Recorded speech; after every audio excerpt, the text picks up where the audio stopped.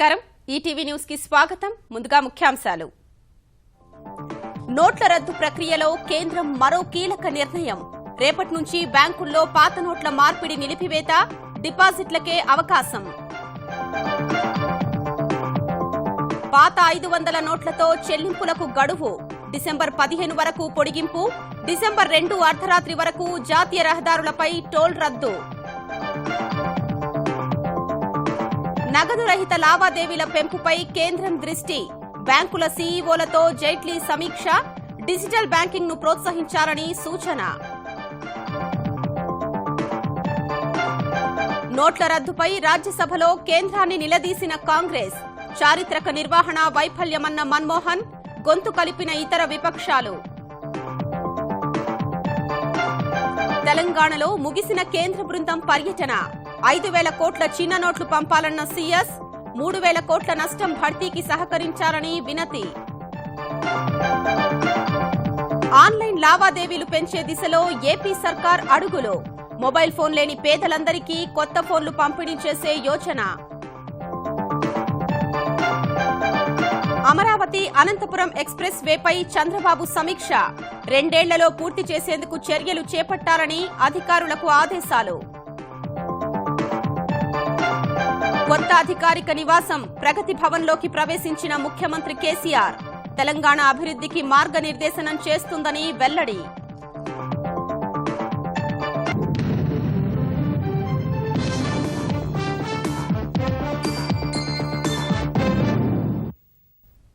అవినీతి నల్లధన నిర్మూలన లక్ష్యంతో 500, 1,000 రూపాయల నోట్లను రద్దు చేసిన కేంద్రం ఈ ప్రక్రియలో మరో కీలక నిర్ణయం తీసుకుంది రేపటి నుంచి బ్యాంకుల్లో నోట్ల మార్పిడిని నిలిపివేస్తున్నట్లు ప్రకటించింది వేర్వేరు బిల్లులు ఇతర చెల్లింపులకు పాత నోట్లను ఉపయోగించేందుకు ఇచ్చిన మినహాయింపును డిసెంబర్ 15 వరకు పొడిగించింది అయితే ఈ మినహాయింపు 500 రూపాయల నోట్లకు మాత్రమే వర్తిస్తుందని స్పష్టం చేసింది 500, 1,000 రూపాయల నోట్లను బ్యాంకుల్లో జమ చేసుకోవచ్చని తెలిపింది పెద్ద నోట్ల రద్దు తరువాత వేర్వేరు చెల్లింపుల కోసం దేశవ్యాప్తంగా ప్రజలు ఎదుర్కొంటున్న సమస్యల్ని దృష్టిలో పెట్టుకుని కేంద్రం ఇప్పటి వరకు ఇచ్చిన పలు వెసులుబాట్లను డిసెంబర్ 15 వరకు పొడిగించింది కేంద్ర రాష్ట్ర ప్రభుత్వాలు పురపాలక స్థానిక సంస్థల పాఠశాలల్లో 2,000 రూపాయల వరకు ఉన్న రుసుమును పాత 500 రూపాయల నోట్లతో డిసెంబర్ 15 వరకు చెల్లించవచ్చని తెలిపింది కేంద్ర రాష్ట్ర ప్రభుత్వాల కళాశాలలకు కూడా ఇదే నిబంధన వర్తిస్తుందని తెలిపింది పాత 500 రూపాయల నోట్లతో మొబైల్ ప్రీపెయిడ్ రీఛార్జ్ చేసుకునే అవకాశం కల్పించింది సహకార రంగంలోని అన్ని సూపర్ బజార్లలో పాత 500 రూపాయల నోట్లతో కొనుగోళ్లు జరుపుకునేందుకు అవకాశమిచ్చిన కేంద్రం ఈ కొనుగోళ్ల మొత్తాన్ని 5,000 రూపాయలకు పరిమితం చేసింది విద్యుత్ నీటి బిల్లుల చెల్లింపునకు పాత 500 రూపాయల నోట్లను ఉపయోగించవచ్చని పేర్కొంది విదేశీయులు వారానికి 5,000 రూపాయల వరకు మార్చుకునే అవకాశం కల్పించిన కేంద్ర ప్రభుత్వం టోల్ ప్లాజాల రుసుముల ఎత్తివేతను డిసెంబర్ 2 అర్ధరాత్రి వరకు పొడిగిస్తున్నట్లు ప్రకటించింది డిసెంబర్ 2 అర్ధరాత్రి తరువాత టోల్ రుసుం వసూలు చేయనున్నట్లు తెలిపింది డిసెంబర్ 15 వరకు పాత నోట్లతో టోల్ పన్ను చెల్లించవచ్చని వెల్లడించింది ఈ చెల్లింపులన్నింటికీ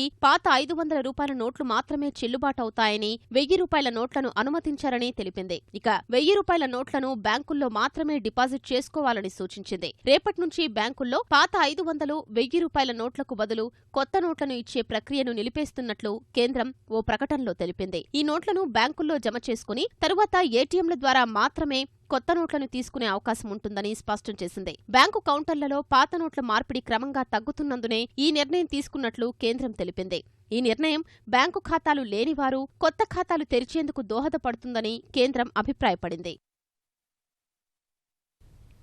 పెద్ద నోట్ల రద్దు తరువాత నగదు రహిత లావాదేవీల్ని ప్రోత్సహించే దిశలో అడుగులు వేస్తున్న మోదీ సర్కార్ అందుకు కసరత్తు వేగవంతం చేసింది దేశ ప్రజలు డిజిటల్ విధానంలోకి మారేందుకు బ్యాంకులు ప్రోత్సహించారని ఆర్థిక మంత్రి అరుణ్ జైట్లీ సూచించారు ఈ మేరకు బ్యాంకుల సీఈఓలతో వీడియో కాన్ఫరెన్స్ నిర్వహించిన ఆయన డిజిటల్ బ్యాంకింగ్ ప్రోత్సాహానికి టాస్క్ ఫోర్స్ ఏర్పాటు చేస్తున్నట్లు ప్రకటించారు నల్లధనం అవినీతి నిర్మూలన లక్ష్యంతో పెద్ద నోట్లను రద్దు చేసిన కేంద్రం నగదు వినియోగాన్ని తగ్గించడం సహా ఎలక్ట్రానిక్ చెల్లింపులకు ప్రాధాన్యత కల్పించే దిశలో కసరత్తు ముమ్మరం చేసింది ఈ మేరకు డిజిటల్ బ్యాంకింగ్ సేవల విస్తరణపై వేర్వేరు బ్యాంకుల సీఈఓలతో వీడియో కాన్ఫరెన్స్ ద్వారా ఆర్థిక మంత్రి అరుణ్ జైట్లీ సమీక్షించారు డిజిటల్ బ్యాంకింగ్ సేవల విస్తరణపై పలు సూచనలు చేసిన జైట్లీ గత కొన్నేళ్లలో ఈ వ్యాలెట్లు డెబిట్ క్రెడిట్ కార్డుల వినియోగం పెరిగిందనే విషయాన్ని గుర్తు చేశారు ఈ పరిధిని ప్రజలకు మరింత చేరువ చేసేందుకు టాస్క్ ఫోర్స్ ఏర్పాటు చేస్తున్నట్లు తెలిపారు The whole object of this exercise is the physical currency would shrink, but business and trade would expand, and therefore both the shrinkage and the additionality should really be supplemented in the digital mode. And therefore on a mission mode they have to take it up with their existing customers and others. ఇదే సమయంలో digital banking కు ప్రజలు అలవాటు పడలేదు అనటం సరికాదని జైట్లీ స్పష్టం చేశారు. Contrary to this argument which is made within the political system that Indians are not well adapted to this mode, I think we in the political life of India have to accept that right under our nose the people are changing as far as their habits are concerned. One startling figure which came out in the course of this meeting today is that there are already 80 crore cards in circulation, of which 40 crores are being actively used by people. పెద్ద నోట్లను రద్దు చేసిన తీరును వ్యతిరేకిస్తున్న ప్రతిపక్షాలు ఈ నిర్ణయంలో కేంద్రం చరిత్రాత్మక నిర్వహణ వైఫల్యం కనిపిస్తోందని రాజ్యసభలో ధ్వజమెత్తాయి. ప్రధాని నరేంద్ర మోదీ సమక్షంలో ఈ అంశంపై మాట్లాడిన మాజీ ప్రధాని మన్మోహన్ సింగ్ నోట్ల రద్దు నిర్ణయాన్ని అధికార లూటీ, చట్టబద్దమైన దోపిడీగా అభివర్ణించారు. ఈ నిర్ణయంతో దేశ జీడీపీ 2% వరకు నష్టపోయే ప్రమాదముందని హెచ్చరించిన మన్మోహన్ ఈ పరిస్థితిని తప్పించేందుకు ఖచ్చితమైన ప్రతిపాదనలతో ముందుకు రావాలని కేంద్రాన్ని డిమాండ్ చేశారు. పెద్ద నోట్ల రద్దు అంశంపై రాజ్యసభలో రెండోసారి చర్చ మొదలైంది. ఈ ఉదయం సభ ప్రారంభం కాగానే ప్రధాని సభకు వస్తేనే చర్చ కొనసాగిస్తామని ప్రతిపక్షాలు తేల్చి చెప్పిన వేళ సభ గంటపాటు వాయిదా పడింది. తరువాత సమావేశమైన సభకు ప్రధాని హాజరు కాగా చర్చలో ప్రధాని కూడా పాల్గొనాలని కాంగ్రెస్ డిమాండ్ చేసింది. ఇందుకు కేంద్ర ప్రభుత్వం ఆమోదం తెలపగానే మాజీ ప్రధాని మన్మోహన్ సింగ్ చర్చ ప్రారంభించారు. కేంద్రం తీసుకున్న నోట్ల రద్దు నిర్ణయంపై దేశంలోని సామాన్యులు, పేదలంతా తీవ్ర ఆగ్రహంతో ఉన్నారని చెప్పిన మన్మోహన్ 50 రోజులు ఆగితే అన్నీ మంచి రోజులేనంటూ నోట్ల రద్దు ప్రకటన సమయంలో ప్రధాని నరేంద్ర మోదీ చేసిన వ్యాఖ్యలపై మండిపడ్డారు. Prime Minister has said that we should wait for 50 days. Well, 50 days is a short period, but for those who are poor and deprived sections of the community, even 50 days torture can bring about disastrous effects. And that's why about 60 to 65 people have lost their lives, maybe more. And what is more is, what has been done can weaken and erode our people's confidence in the currency system and in the banking system. He may think of where people have deposited their money in the bank, but they are not allowed to withdraw their money. This alone, I think, enough to condemn. కేంద్రం నిర్ణయం వల్ల దేశ ఆర్థిక వ్యవస్థ తీవ్రంగా దెబ్బతింటుందని మన్మోహన్ ఆందోళన వ్యక్తం చేశారు. దేశ స్థూల జాతీయోత్పత్తి 2% మేర క్షీణించే అవకాశముందన్న మన్మోహన్ ఈ ప్రమాదాన్ని తప్పించే ప్రతిపాదనలతో రావాలని ప్రధానికి సూచించారు. My own feeling is national income, that is the GDP of the country, can decline by about 2 percentage points as a result of what has been done. Therefore, I feel that the Prime Minister must come with some constructive proposal how we can implement the scheme and at the same time prevent this distress that has been caused to the common people. The way the scheme has been implemented, it's a monumental management failure, and in fact it is a case of organized loot and legalized plunder of the government. అనంతరం మాట్లాడిన Samajwadi party సభ్యుడు నరేష్ అగర్వాల్ నోట్ల రద్దు నిర్ణయం తీసుకోవడం ద్వారా కేంద్రం దేశంలో ఆర్థిక అత్యయిక పరిస్థితి తెచ్చిందని ఆరోపించారు. पहली इमरजेंसी एक देश में लगी थी, अब दूसरी आर्थिक इमरजेंसी है, और इस देश में कितने लोगों पास काला धन? अगर आप 6 या 8% लोगों पास काला धन मानते तो फिर 94% को क्यों लाइन में खड़ा कर दिया गया? कि जिन उद्योगपतियों के पास काला धन है, कौन लाइन में लगा हुआ है? कौन नेता लाइन में लगा है?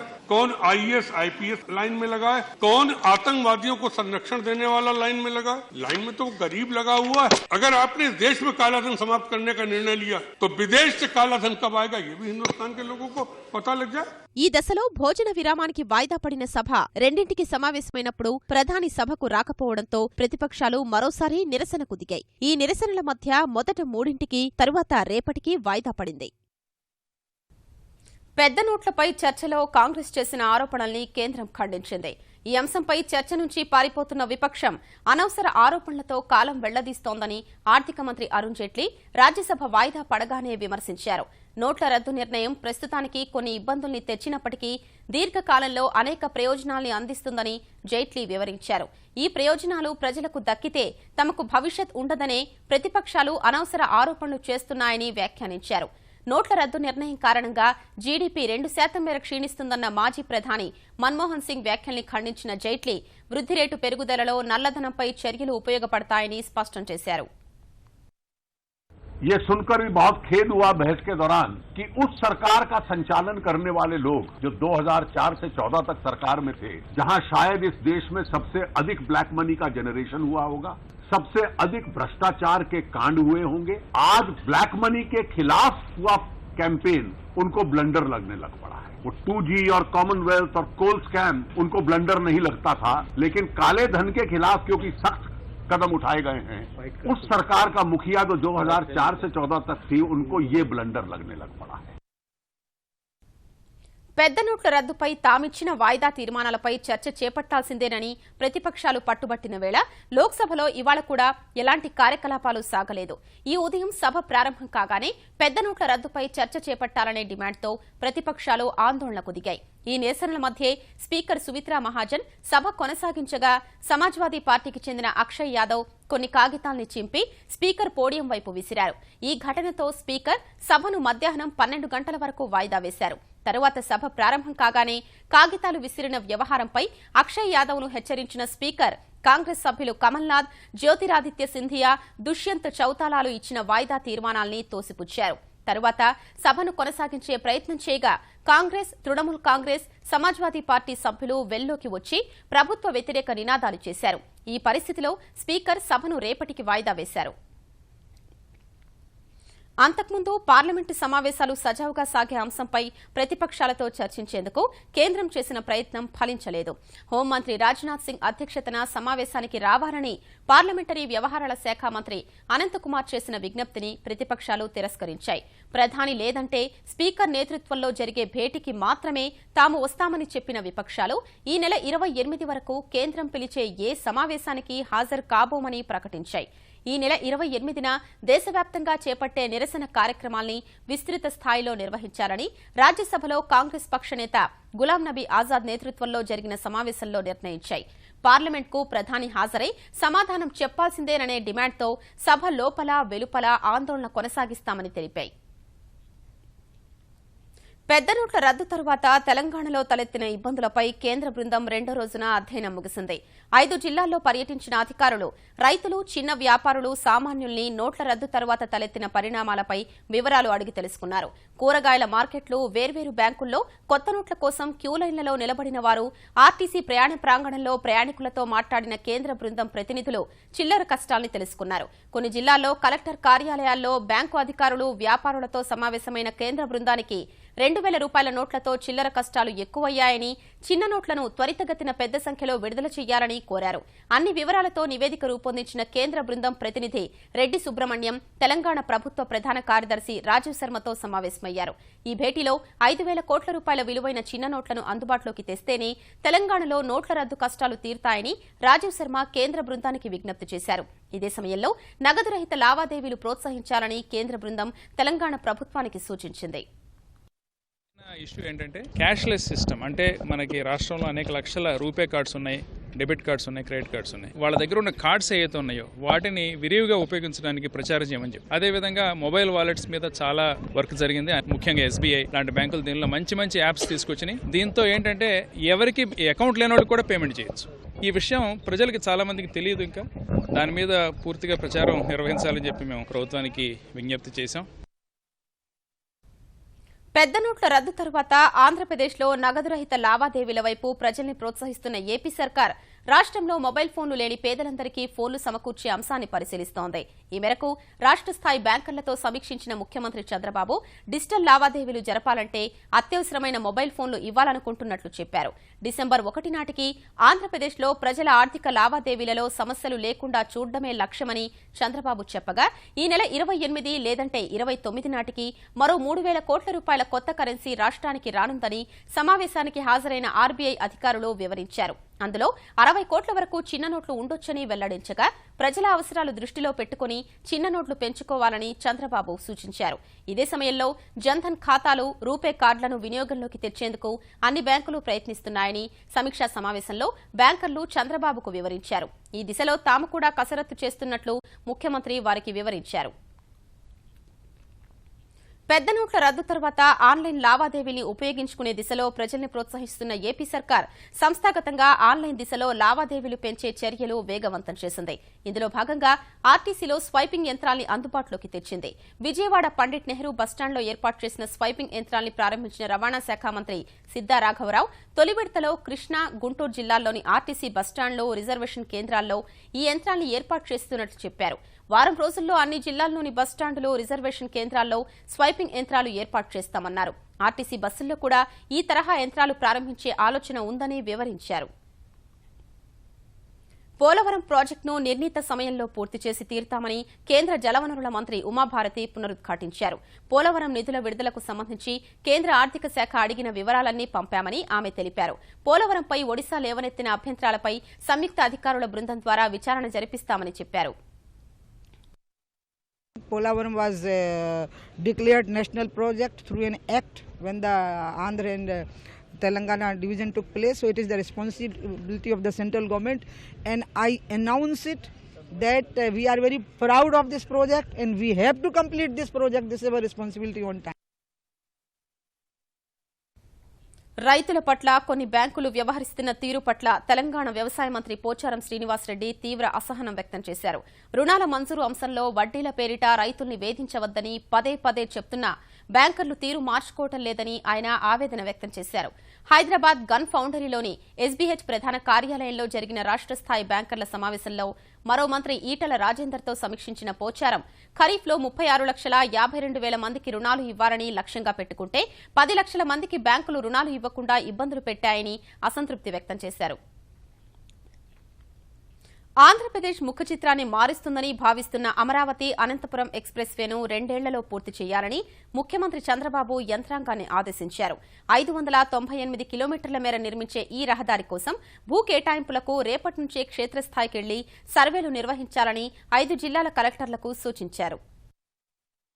గుంటూరు సహా వెనుకబడిన జిల్లాలైన ప్రకాశం, కర్నూలు, కడప, అనంతపురంను కలుపుతూ ప్రతిష్టాత్మకంగా చేపడుతున్న అమరావతి అనంతపురం ఎక్స్ప్రెస్ వేను 2 ఏళ్లలో పూర్తి చేయాలని ముఖ్యమంత్రి చంద్రబాబు అధికారులకు సూచించారు. 6 వరుసలతో 598 కిలోమీటర్ల మేర 27,600 కోట్లతో చేపడుతున్న ఈ ప్రాజెక్టుకు 26,793 ఎకరాల భూమి అవసరమవుతుందని విజయవాడ పోలీస్ కమాండ్ కమ్యూనికేషన్ సెంటర్లో జరిగిన వీడియో కాన్ఫరెన్స్ లో 5 జిల్లాల కలెక్టర్లకు బాబు తెలిపారు. మలుపులు లేకుండా నిర్మించే ఆ రహదారి కోసం ఆ మార్గంలో ప్రభుత్వ భూములెన్ని ఉన్నాయో గుర్తించాలన్నారు. ధరలు తక్కువ ఉన్న చోట భూసేకరణ, ఎక్కువ ఉన్న చోట భూ సమీకరణతో ముందుకెళ్లాలన్నారు. రేపటి నుంచే క్షేత్రస్థాయికి వెళ్లి 6 నెలల్లో భూసేకరణ పూర్తి చెయ్యాలని సూచించారు. ఎక్స్ప్రెస్ వేను ప్రస్తుతం 6 వరుసలతో నిర్మిస్తున్నా భవిష్యత్లో 8 వరుసలకు విస్తరించేందుకు అనువుగా భూసేకరణ ఉండాలన్నారు. ఈ ఎక్స్ప్రెస్ వేతో రాష్ట్రంలో పేద జిల్లాల ముఖచిత్రం మారిపోతుందన్న ముఖ్యమంత్రి అమరావతి, పోలవరం ప్రాజెక్టు తరువాత అత్యంత ప్రాధాన్యత ఇస్తున్నట్లు చెప్పారు.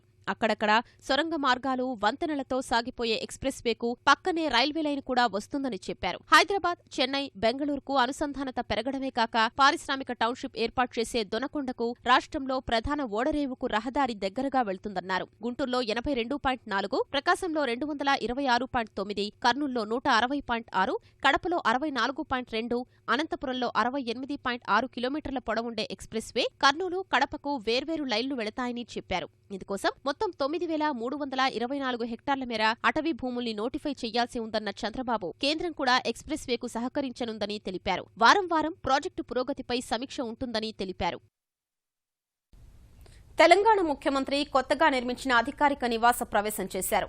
ఈ తెల్లవారుజామున 5:22 ముఖ్యమంత్రి కేసీఆర్ దంపతులు కొత్త గృహ ప్రవేశం చేశారు. త్రిదండి చిన్నజీయర్ స్వామి ఆధ్వర్యంలో శాస్త్రోక్తంగా పూజలు నిర్వహించిన తరువాత ముఖ్యమంత్రి కార్యాలయంలోని తన ఆసనాన్ని అధిష్ఠించారు.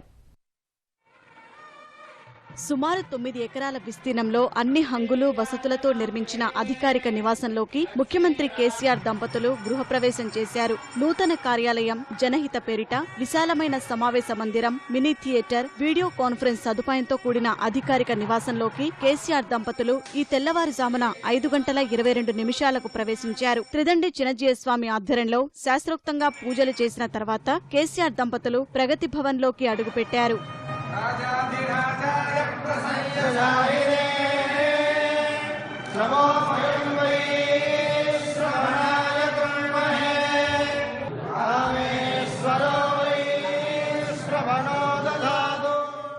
దైవం, యతి, గో ప్రవేశాలను కూడా నిర్వహించిన తర్వాత వాస్తు పూజ, సుదర్శన యాగాలను శాస్త్రోక్తంగా జరిపారు.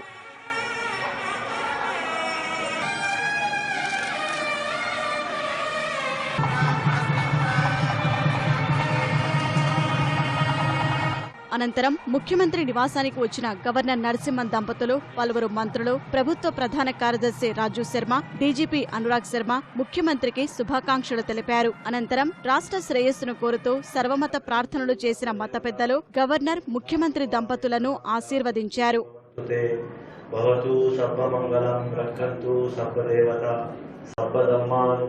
నూతన అధికారిక నివాసంలో నిర్మించిన జనహిత సమావేశ మందిరంలో ప్రభుత్వ విధానాల రూపకల్పన, రైతులు, ఉద్యోగులు తదితర వర్గాలతో సమావేశాలు నిర్వహించే ఏర్పాట్లు చేశారు. తెలంగాణ ముఖ్యమంత్రి కొత్త నివాసం ప్రగతి భవన్ రాష్ట్ర అభివృద్ధికి మార్గనిర్దేశనం చేస్తుందని కేసీఆర్ అభిప్రాయపడ్డారు. ప్రగతి భవన్లోని జనహితతో, కలెక్టర్లతో సదస్సుల నిర్వహణ సహా అనేక ఇతర సమావేశాలకు స్థలాభావం సమస్య తీరుతుందని అన్నారు. ప్రభుత్వ విధానాలు, పథకాల రూపకల్పన అమలు సహా ప్రజలతో ముఖాముఖికి కూడా జనహితే వేదిక అవుతుందని ముఖ్యమంత్రి చెప్పారు. ప్రగతి భవన్లోకి ప్రవేశించిన తరువాత జనహితలో మంత్రులు, ప్రజాప్రతినిధులతో సమావేశం నిర్వహించిన కేసీఆర్ రైతులు, కార్మికులు, మహిళలు, వృత్తి పనివాళ్ల సమస్యలకు ఇక్కడి నుంచే పరిష్కారం చూపుతానన్నారు. జిల్లాల నుంచి వచ్చే వాళ్ల ప్రయాణ రుసుములు ప్రభుత్వమే భరిస్తుందని చెప్పారు. ఉగాది పంచాంగ శ్రవణం, ఇఫ్తార్, క్రిస్మస్ విందులు, కవి సమ్మేళనాలు తదితర అధికార కార్యక్రమాలన్నీ ఇక నుంచి ప్రగతి భవన్లోనే జరుపుతామని ప్రకటించారు. ఈటీవీ న్యూస్ సమాప్తం. నమస్కారం.